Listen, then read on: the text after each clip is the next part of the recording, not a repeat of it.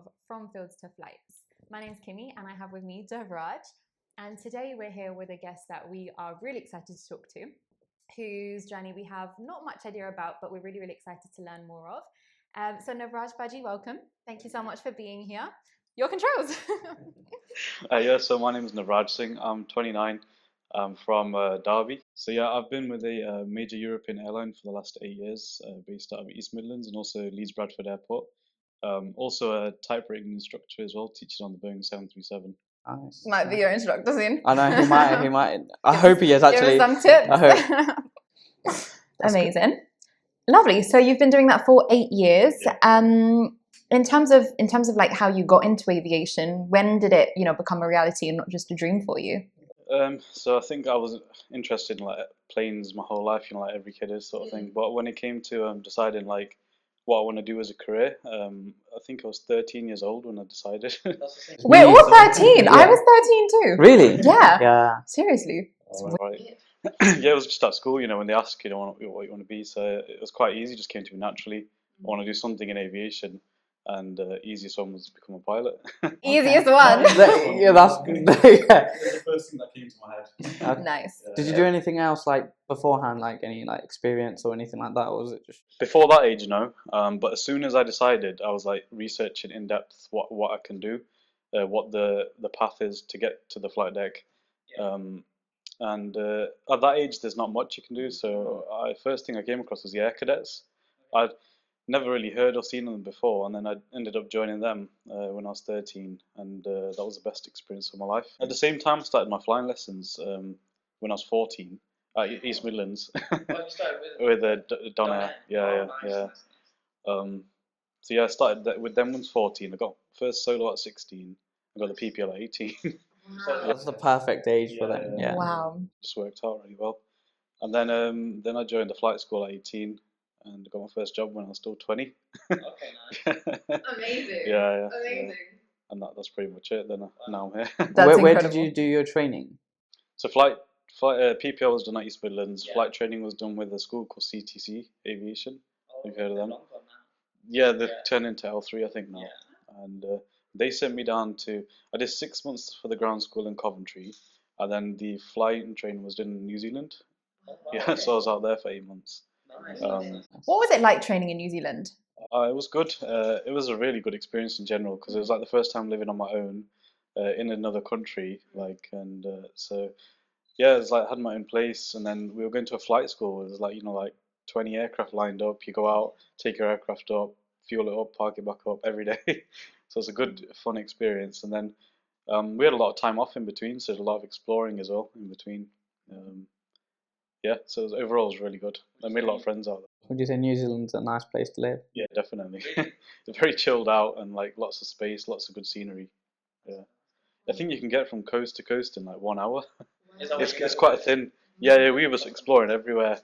The ocean, mountains, different lots of like naturally occurring things there. Yeah, really like nice caves and stuff, like just amazing stuff there to see. Wow. That's nice. That is really cool. And you kind of described, so you started flying at 14 and then 18 was your solo? 16 was your solo, and then 18 you joined the flight school. Yeah. So you kind of for me that would like be my ideal timeline, but was it as streamlined as it sounds, or was it difficult at times? Well, it pretty much was. So it was 2010 I did my first ever like flight in Air Cadets, and then 2011 I was starting my flying lessons. Okay. So 2011, so 2 years later, about 2013 did my first solo. Okay. Yeah. Wow, 2013 I was 9 years old. That's crazy. Wow. Yeah, I was so proud. I mean, I can still remember the feeling of doing the first solo at 16 years old. It was quite scary. Yeah. But the thing is, you've done. I know exactly. But the thing is, you've done it so many times before that, the same pattern or whatever. Yeah. You just kind of like fit right into it, and you just know what you're doing. I bet you flex so much. Like if I soloed at 16, I'd be like, guess what? Yeah, I bet you definitely said I can fly a plane before I can drive a car. Yeah. Oh, I love that. Wow. How did it feel flying at East Midlands, knowing like this commercial activity? Yeah, that was quite a daunting thing because firstly the radio work is different, and you got all the runway and the traffic of the airliners and stuff. So I actually switched a little bit to Nottingham Airport. So the middle bit of my PPL did there. So I got an experience of like a general aviation airfield and commercial. But the commercial one was really helpful for for later on. Yeah, really helpful because you have a better understanding of what's going on, how to talk on the radio, which can be a barrier for a lot of people. The radio work. I feel like So, because I started flying at Donnet for a bit as well, the change going from a information to a controlled airspace where it's like they're telling you what to do. I feel like it's a lot of pressure on that individual. Like, especially having just a one check ride and be like, right, you're good to go now. Go full throttle. And especially with like having a 747 coming, a 737 coming, like That's all in wild. one, can be a bit daunting. Yeah, it was quite daunting. I remember, as I said, it was a good experience for the future. Really good, yeah. That's the only reason why I'm doing it. Love that. Yeah. Yeah. And in terms of like, so finding a flight school and then also handling the transition from, I mean, Derby to then New Zealand, what was that like for you at that age? Finding a flight school at that time, there was just two big names out there, Really? CTC and Oxford. That's what everyone was talking about. And the way they made it sound as well was that if you only go through one of these two, will you get a job? But when I ended up in the airline I'm in, I actually most of the people around me had done modular routes, so it kind of like it was a bit shocked. Oh, God. Although saying that, the experience was really good. Like doing an integrated flight school style training, it was really good. But yeah, I was still 18 at the time, so the transition was a big transition, Yeah. moving out. But as I said, it was a really good experience. At that time, that's when I just came into Sikhi as well. So I was like experiencing quite a lot of different things going on at the same time.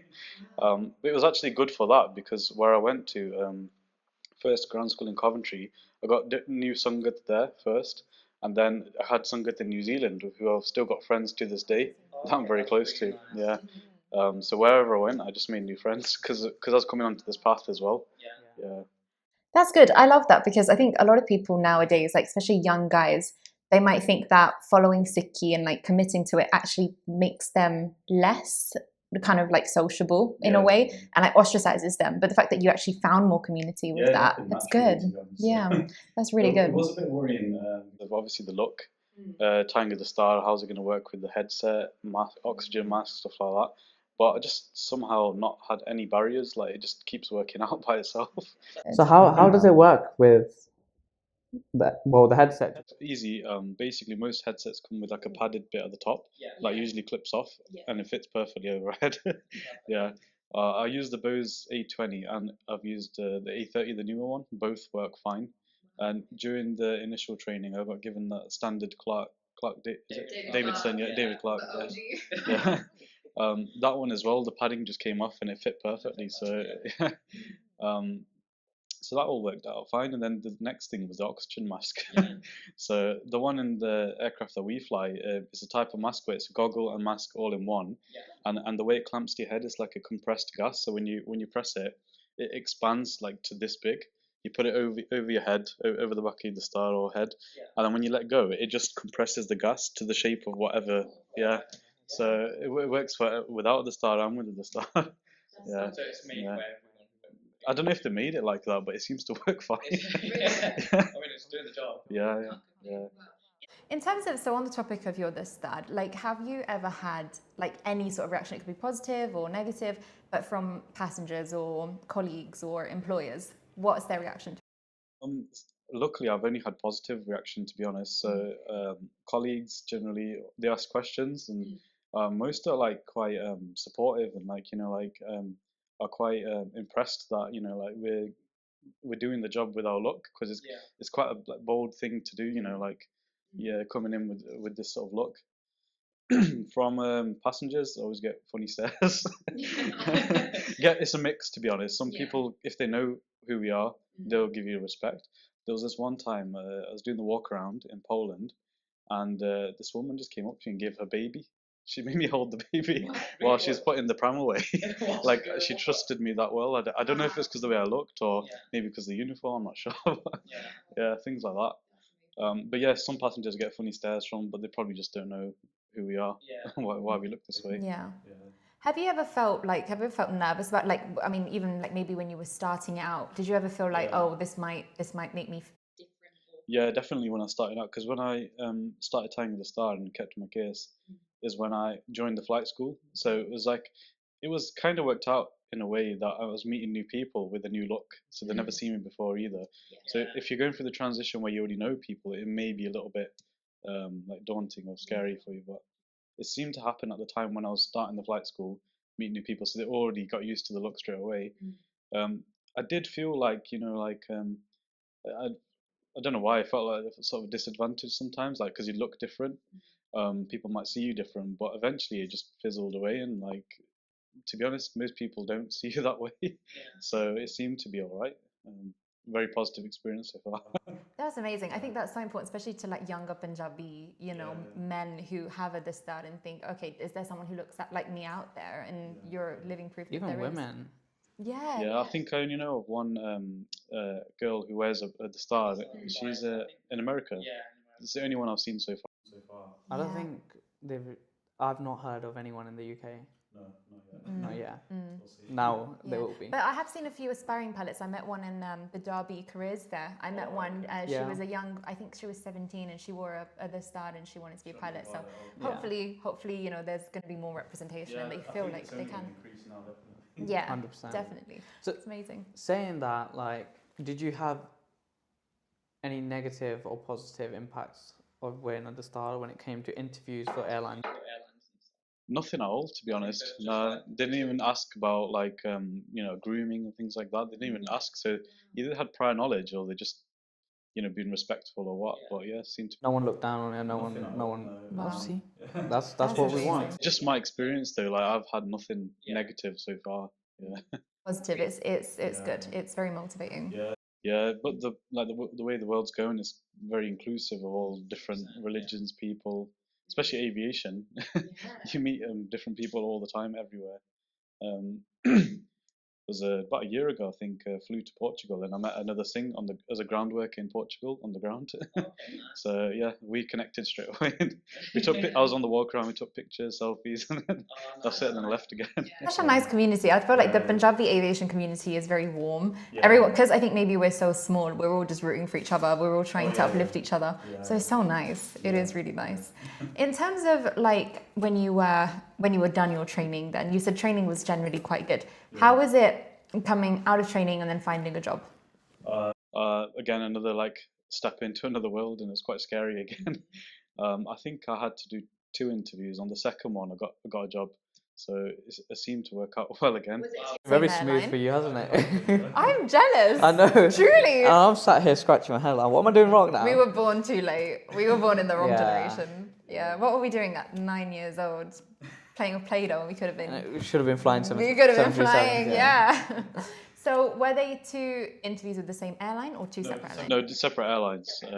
Yeah, this just seemed to work out well again, as I said. I did a lot of preparation work and stuff like that, so it's not like I just got the job. Yeah. Flight school helps you with all the prep afterwards because they've got like the training out of you now. Yeah. You're fully qualified. No, they did help somewhat afterwards as well. Yeah. In terms of picking an airline, what was it that like you looked for? To be honest, I was looking at whatever gets me close to home, which is a big point for a lot of people. Some people don't care; they'll just go wherever. I feel like a lot of Punjabis, though, like that family culture is really important, so they want to be close.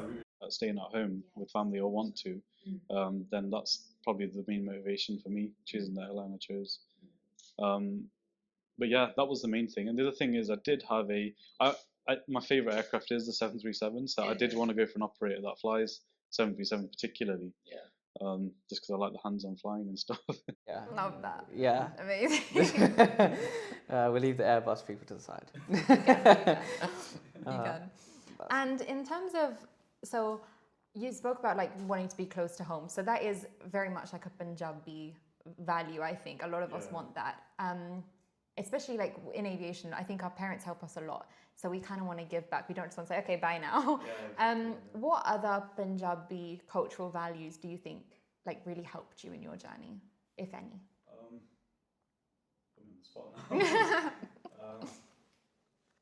To be honest, like you could say, well, when people hear Punjabis, they always say they're very hardworking. So I kind of took that forward with me as much as I could. Keep working hard, doing the best you can in every bit of the work, from like how you look presentable, uniform, shoes, turning up on time to work, things like that. And then like putting full effort in basically all the time. Yeah, I'd say that's the main thing.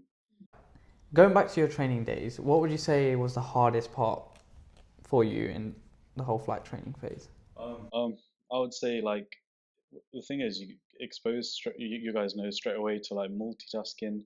You need to know the basic flight controls, how to operate the radio, checklists. Then there's all the external stuff, weather, ATC, wind, stuff like that. So much. So it's like that sort of stuff. And then there's like your what they call soft skills. Like communication. That comes in with the radio mainly. Not so much in your training days, but teamwork is another big one. Things like that. And actually, what helped me most with that is when I was in the Air Cadets, because I learned a lot of those skills back then. So like like most people will just go to school, probably a few after school clubs, and then on to college, A levels or whatever. All my spare time was dedicated to Air Cadets. So yeah, I was I was in there quite a lot, doing a lot of activities, met a lot of people, went to a lot of camps, like with other people from around the UK. Got to do flying, shooting, so many different things. Like it was like a whole nother life. I'd say it's the best experience of my life so far, for sure. Yeah, because it was like I was living another life with it, like a military style life as well as school and the flying lessons and stuff. So yeah, there I learned a lot of like like communication, teamwork. I worked my way up the ranks as well. Like how military ranks, like corporal, sergeant. So that put a lot of like leadership onto me, which is not my like natural personality. So I had to develop it. I had no chance. Yeah, exactly. That's good, and especially like when you were doing that at a young age, so it kind of you're very like you're easily influenced, and it's good that you had those kind of influences because I think you carry them through life, so they stick. That's brilliant. For someone who doesn't know about like what the Air Cadets is but wants to be a pilot, like what would you say is the key thing that you took away from that? I would say actually the Air Cadets is not if you just want to become a pilot. It could be for any field and any career, because the skills that you learn there is beneficial for all careers really. But specifically, obviously, it's tailored to aviation. You even get some qualification in aviation studies there. You get to visit RAF bases, free flying, things like that. So you can't really go wrong. And the discipline you learn there, you have to iron your uniform, polish your shoes. So that carries on forward into the job role afterwards as well. So yeah, there was not one key thing really. It's like all the skills that you learn, the experience you get, the discipline you get, and then some flying and aviation knowledge as well, obviously. I wish I did that. What I know. were we doing? Well, we were doing all the wrong things. When I started researching how to become a pilot at 13, it was one of the things that came up, and you can join Air Cadets from 13, and I think you phase out at 18 unless you become an adult volunteer. So that's the perfect age to do that. Yeah. Be good. Wow, that's amazing. Thank you for that. In terms of your family, now, how was their kind of reaction to you becoming a pilot, and did anyone have an aviation background? What was that like? Yeah, so there's no aviation background in our family. So yeah, everyone was like very happy about it because like it's first, you could say, in the family, and you could say it's kind of seen as like quite a high role. Quite a responsible role. You look good in uniform, stuff like that. So to be honest, it was like my granddad. It was sort of his dream to see this happen. So I was like his dream. He was watching me as his dream, you could say. Yeah. So he was a driving instructor. I'm now a flying instructor. Yeah. So it's like I love it. That's some people say that. So my dad used to drive buses in London. Oh, okay. So now they say that Wow. it's going from land buses to air buses. Yeah. Wow. No, that's amazing. Amazing. And in terms of like your family, so like obviously we're all Punjabi. Are you first generation, second generation? I think I'm third. So my great granddad came in the 60s and settled up in Bradford. And then my granddad came as well. They all did like manual labour jobs. Up in Bradford, they had a lot of mills and stuff like that, so they were doing that. My granddad ended up on the buses as well. Oh, did he? Yeah, driving buses. Eventually settled down as a driving instructor, and then retired after that.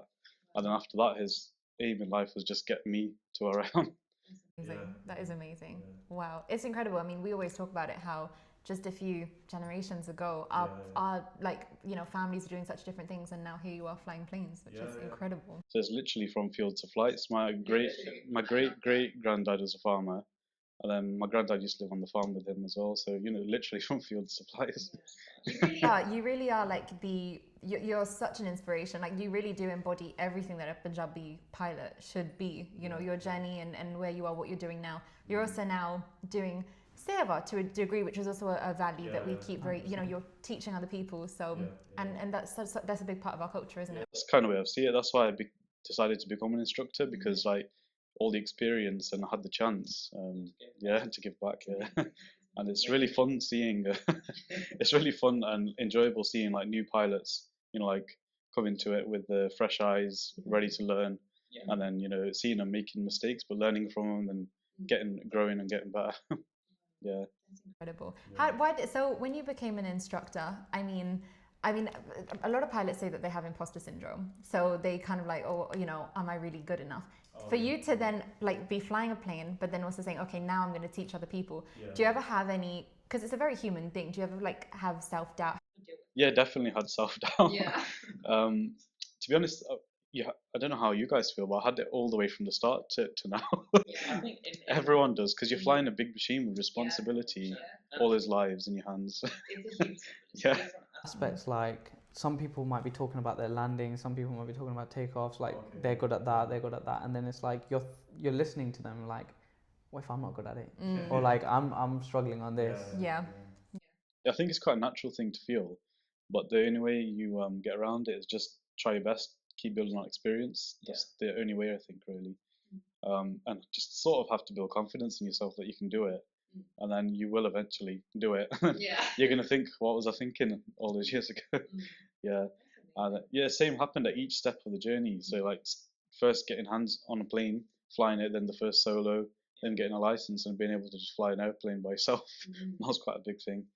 And then, you know, that first flight with passengers, you're like, I can't believe there's people behind me, and I'm flying this big machine. And then next step was me for like becoming an instructor. Now I've given the responsibility to teach these people to then fly that aircraft with all those people behind. Just like but yeah, as I said, just like confidence, experience, and just giving it your best that you can do it, and then eventually you sort of get there, and you just sort of fit into the role.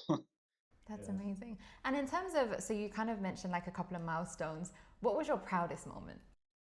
Proudest moment was when I flew my granddad for the first time. So he booked onto a flight so I could fly him. And yeah, we got a picture, not this one, but we got a picture together, and you can just see the glow on his face, like how happy he is. Yeah. Did he tell you he was going to book on? Okay. Yeah. How did you feel? I bet you were really nervous. I was initially, but you know, like you can't. It's like when you do your first flight with passengers, because of the flight deck door, you do forget there's people. You just sort of, you just kind of just fly the aircraft. And, basically, yeah. Do you never be nosy and like look at the passengers, like who's actually on my flight today? Like, what if I know someone? Let me just have a look scan. When we're like in the flight deck, preparing the flight deck, you do see the passengers coming out. So I do always have a look, especially because I'm flying in the local area where I grew up. So sometimes I do see people that I know. I'll just go say hello to them.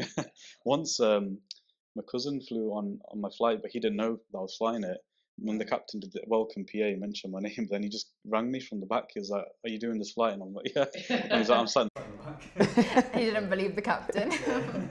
Wow. I have a really burning question, and it's something that I really, really am curious about. So you're in the flight deck. You're with the captain. Have you ever had what's it like? How do you feel the silence? What do you talk about? To be honest, there's not always a lot of silence. Really? Yeah, because obviously there's all you have to have a sterile flight deck from the pushback to top of climb, and then from top of descent to brakes on again. So you got to be like silent in terms of non-aviation talking. It's only related to what we're doing in that phase of flight. But in the cruise, you obviously can have a chat and stuff, but there's always something to do or talk about. Whether it's about the actual flight, just a lot of the time you're flying with new people each day, or you've not flown with someone for a while, so you're catching up, stuff like that. Other than that, it's the radio work and other flight-related duties to do anyway. So that ends up getting filled. We only do short sectors in our airline, so yeah. So we don't have a lot of time to talk. Especially that Dublin run. That must be really good. No, because I went. We timed it yesterday. It was a 7-minute cruise. Is that you? 7-minute cruise. No, so That's I went to incredible. Dublin last year, and literally they turned off the seatbelt sign. We're on cruise, and I think I just went to the toilet and came back. The seatbelt sign on. We're ready to descend. And I'm like, what? Wow. Now, this question is a little bit personal, but can you tell us about a mistake or a failure that you made at some point in your career? It could be any, like from training to now. What was it? How did you overcome it? I would say like the main not mistake of it was more of a failure to be honest was during the ATPL time. I failed I think 2 or 3 exams, and at that time in that flight school, we had a certain amount of failures you can have before you have to get recoursed, and actually got recoursed, and that felt like quite a setback because it was all going so well up until that point. And the other thing is because it's an integrated course, there's a time limit of like 6 months you got to do it in. So then that added a couple of months extra on top. But I just so initially I felt down about it, and I had to actually relocate again to another because the main base was in Southampton, and I did my ground school in Coventry. The new course that I was going on to was in Southampton, so I had to relocate in between again. And this time in Southampton, there wasn't. Well, I didn't meet any Punjabis, so I was very, very lonely down there. I was even further away from home, so the drive was like 3.5 hours. So I was very rarely coming back home. So that was quite the most difficult part of the training, I would say, because I felt like I'd done something wrong, like because of the failed exams, I got recourse, a setback in the time of my training, relocated, no sangat, so it was a very hard 2 months that was. But I just did my best, what I could, just put my head down, studied, passed the exams, and then on to New Zealand.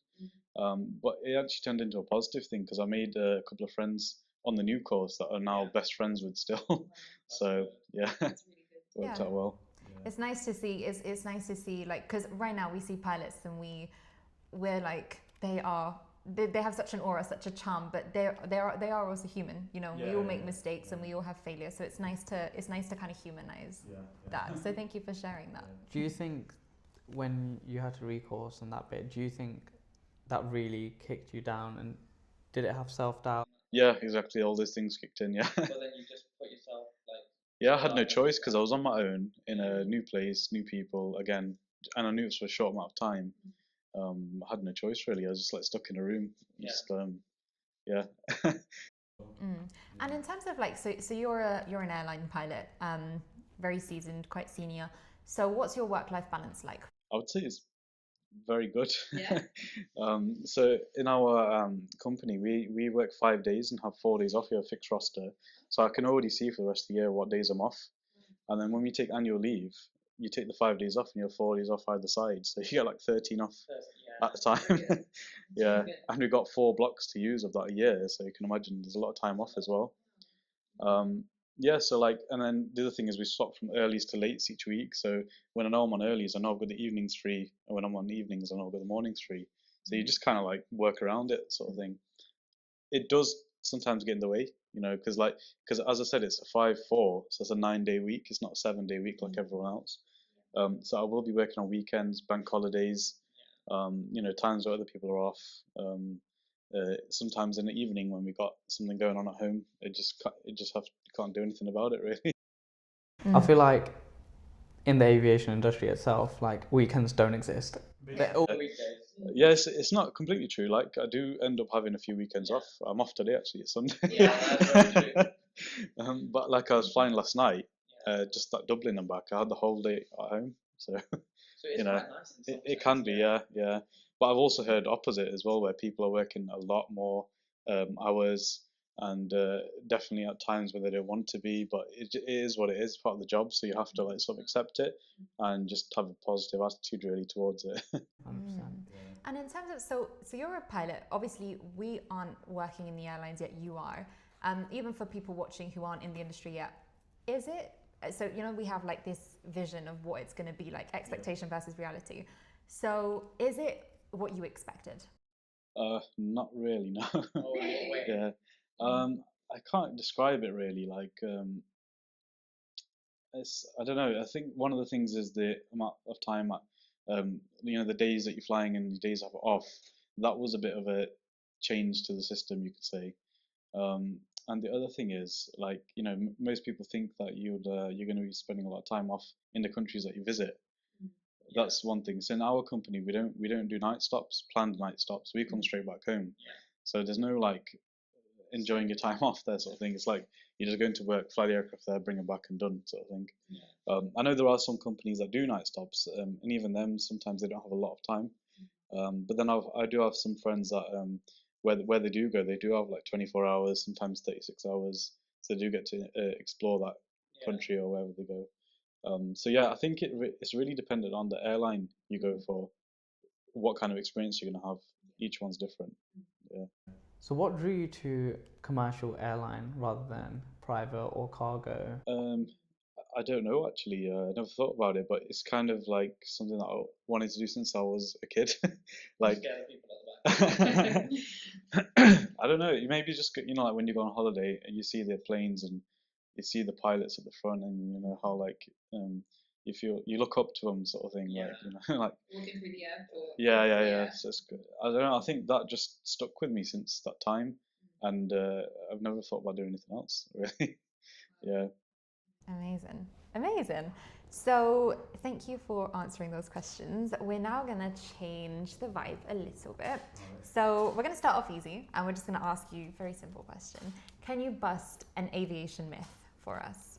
Actually, there's one thing that I always get asked by Punjabis, mainly if they're from India, is you only work for 5 years.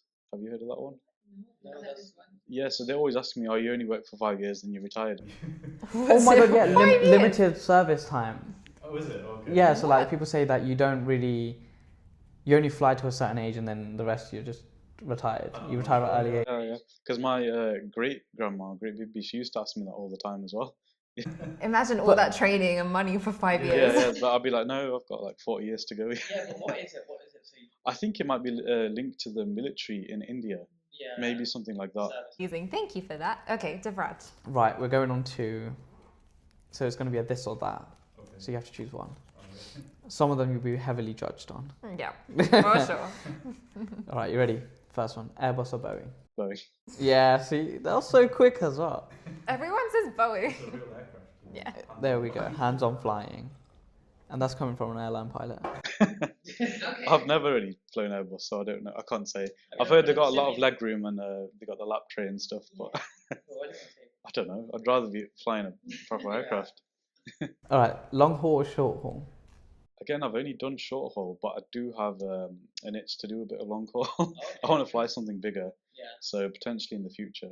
Yeah, I've heard mixed reviews of long haul. Some people like it, some people don't like it. But since I've never done it, I need to try it. Yeah. Yeah. Okay, what's your favorite phase? The takeoff phase or the landing phase? Landing phase.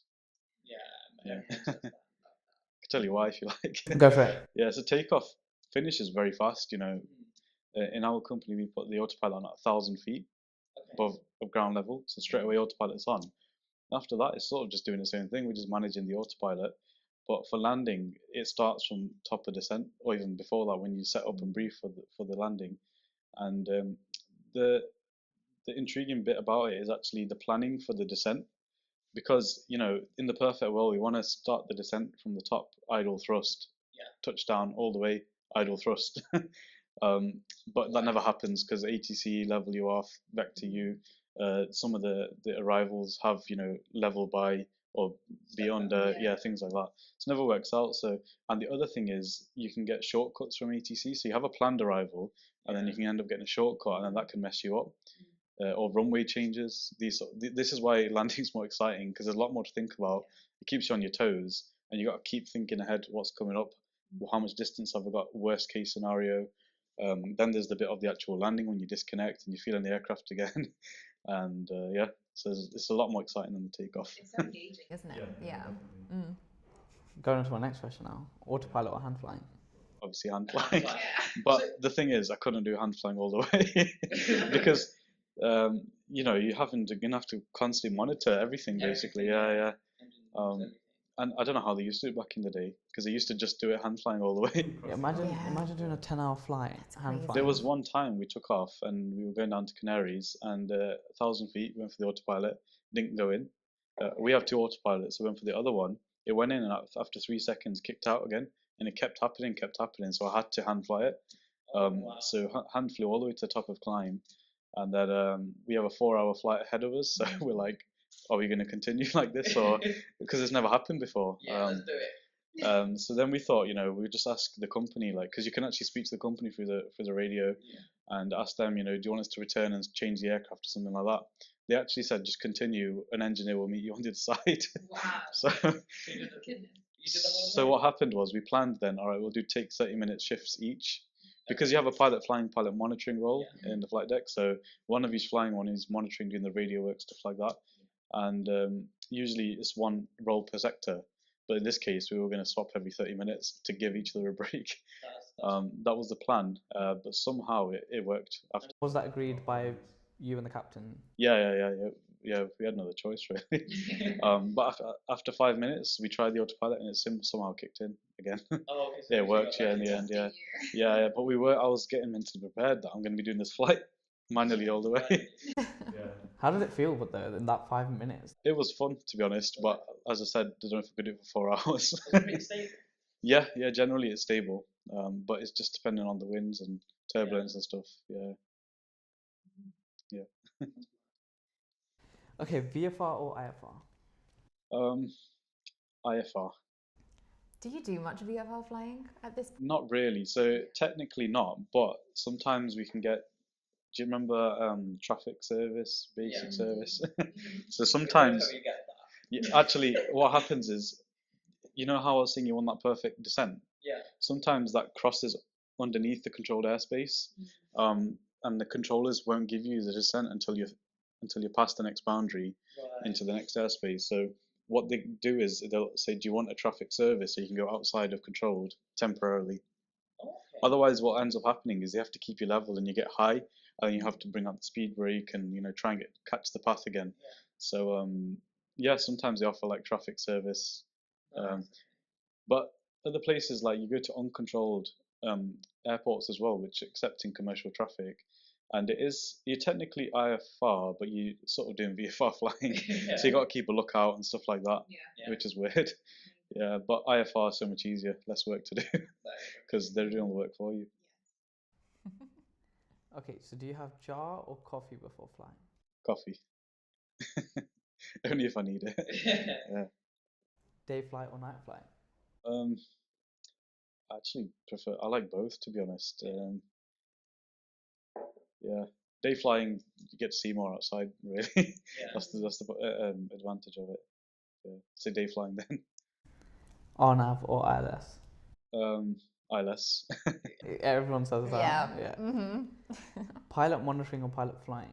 Don't have a preferred one, because they're both different, aren't they? So yesterday I did pilot flying both ways, just for the sake of it. Yeah. But yeah, pilot monitoring, you could say, is a bit less workload. There's a bit less to do because you are monitoring, but like you're monitoring the other person really. Yeah. And the aircraft. But yeah, I don't know. Pilot flying because you're flying the aircraft. Yeah. Okay, would you prefer a long layover or a quick turnaround? Quick turnaround, because like I said, in our airline we don't do night stops, so 25 minutes. yeah, exactly. Long layover would mean sitting in the aircraft waiting around. Yeah. There has been times though we've had it long enough that we can actually go into the terminal, just sit around in there. But again, by this point in my career, I just want to come back home. Yeah. Yeah. Okay, you've answered this one, but corporate or commercial? Yeah, probably. I don't know, again, because I haven't done any of that sort of flying. If there was some need for me to leave my current role, yeah, I don't know. Okay, this one's a very interesting one because we had a massive debate over this. Window or an aisle seat when you're traveling as a passenger? This is weird because I used to be a window person all my life, but recently I've swapped to aisle because easier to get to the toilet. I said that. Why does everyone say that? How many times do you used to go to the toilet on a short flight? But isn't it way more convenient that you just go get at up the and gate, Yeah, exactly, go at the yeah. gate, and then go when you land. Yeah. You know what I mean? You can go to the toilet on the ground, but you're in the air. You know what I mean? Look out the window. See the Well, if you're on a clouds. long haul flight, you've had Yeah, a the long haul one, jar, coffee, you've had drinks, Yeah. you need to Oh. go. Now. But yeah, before I think it was just the last couple of years. Before that was always window. Yeah. Yeah. Amazing. Right, Perfect. we're done for that section. Lovely. Now, Paji, this one is a finish the sentence. We're gonna just say a sentence and then just finish it with whatever comes to your mind. Don't hesitate. So, flying has taught me. You hesitated. Communication.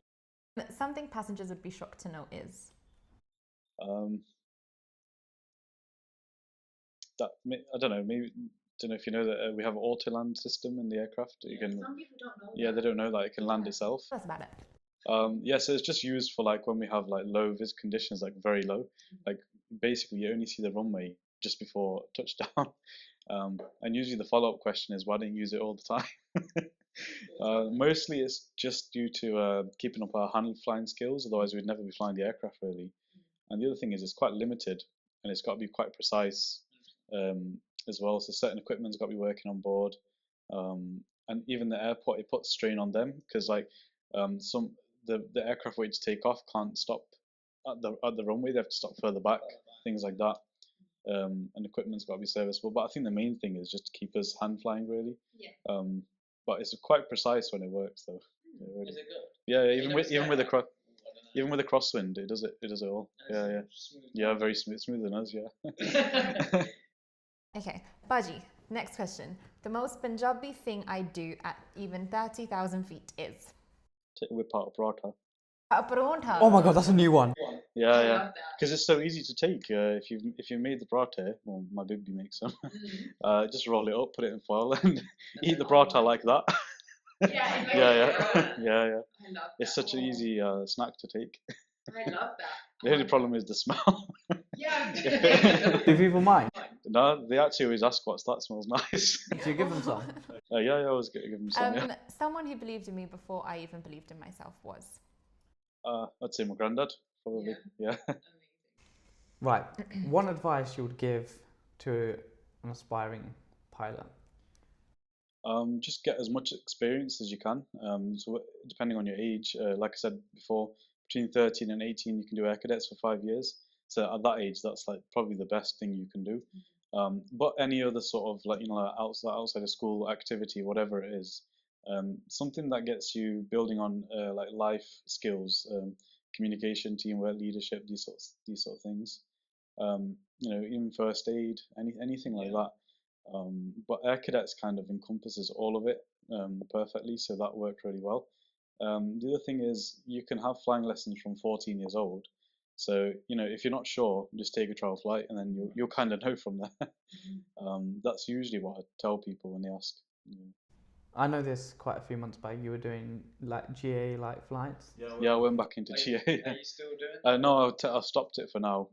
But yeah, I missed the like aircraft flying, so I went back into it Yeah. for a little while. Yeah, We should have went. We didn't I think I'm going to restart next year. Are you? Yeah. So you know what? We'll all take a little flight Yeah, then. definitely. Yeah. We'll do that. We'll do that. Amazing. But Okay, Navraj. So Navraj, Paji, we have. There's just so many. I mean, you have one letter difference. Yeah. It's hard. Now we do. Now Yeah, you now do. we do. Now you do. So we now have a request of you. We hope you don't mind. You might hate us after this, but I'll hand it over to Navraj. Go on. right. So you have to do a passenger briefing In Punjabi, you're going to say. You know. in Punjabi. Right now on the spot. Right Right now on the now. spot, and it has to be even the numbers, everything. What numbers? Like, Like how much? So we're gonna give you an altitude. We're gonna give you. Yeah, we'll give What you. else? altitude. Yeah, we'll give you some information, and you have to deliver it fully in Punjabi. No, but you're an airline pilot, so you can. Yeah, let's, actually. Let's say you're flying. Yeah, just. What's your favorite route? it's always based on the destination. Actually, favorite route is probably Canaries because you don't have as much radio work to do. Yeah. Love that. Okay, so you're flying to the Canaries. Canaries it is. What altitude are we giving? 37,000. 37,000. Okay, ready? Go for it.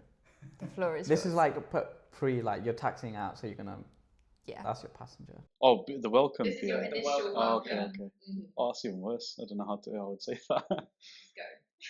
Go. Obviously, you start off with Sat Sri Akal ਸਾਰਿਆਂ ਨੂੰ। Obviously. ਮੈਂ ਤੁਹਾਡਾ captain Navraj Singh ਬੋਲਦਾ। ਅੱਜ ਦੀ flight ਟੈਨਰੀਫ ਨੂੰ ਚੱਲੇ। ਸਾਡਾ I don't know how you say hi. I don't know. Yeah, July maybe. Then I don't know what 37 is. No, I'm rubbish with my numbers. Oh, The passengers are like, what's happening? this is the thing with PAs. They always say, know what you're going to say before you pick up the mic. And that's not quite the situation. Yeah, I don't know. मौसम बहुत ਵਧੀਆ ਅੱਜ ਦਾ ਖਾਣਾ ਦਾਲ ਤੇ ਰੋਟੀ ਹੋ ਗਈ Yeah, that's it. Good. That's good. I That's love good. that. I love that. We had Kiran previously, and she said, "Aj the mosam saaf, yeah," and we were like, "What does saaf even mean?" But yeah, that was very good. Thank you for that, Paji. You gave me advance warning. I might have made it better. We might No, have that's like the whole point. We might have extra clip, everyone. Paji's gonna do it properly. Yeah. Amazing. Well, Paji, thank you Thanks so so much for taking the time out to come all the way to be here with us today on very short notice as well. Before we let you go, we're just going to ask you very nicely, what is your plan going ahead? What are next steps? What does the future look like for you? I'm currently just settled in my role of being an instructor and in the right hand seat, but obviously at some point I need to jump into the left hand seat. So that's probably the next step in a couple of years' time. But as I said before, I have an itch to do like long haul flying or fly something bigger, so potentially something like that. Yeah. 787 is my other favorite aircraft. There you go. Yeah. Although it would be pretty cool to fly like 747 or something. Yeah.